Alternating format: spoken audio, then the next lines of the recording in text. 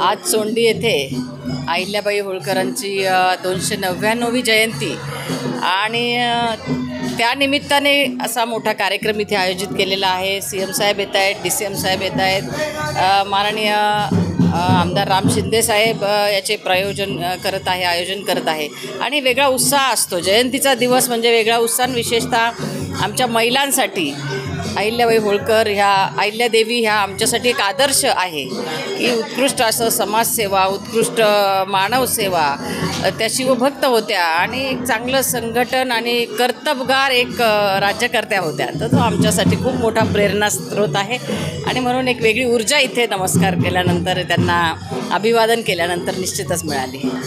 नाही, ते निश्चित आता पुरुषप्रधान संस्कृती असली तरी महिलांना आता जी काही संधी मिळते त्या संधीमध्ये प्रत्येक महिला स्वतःच्या कर्तृत्वावर, स्वतःच्या कष्टाने स्वतःचं स्थान निर्माण करत आहे।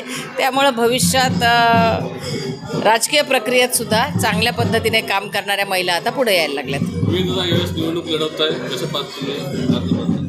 विवेक भैया शिक्षक मतदारसंघ नाशिक विभागाच्या लढवत आज ते फॉर्म भरत आहेत।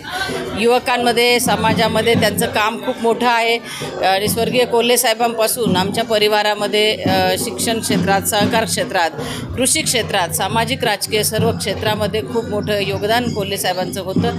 त्यांचा वारसा घेऊन विवेक भैया काम करत आहे, त्यामुळे निश्चित त्यांना एक चांगला प्रतिसाद या नाशिक शिक्षक मतदारसंघातून मिळत आहे।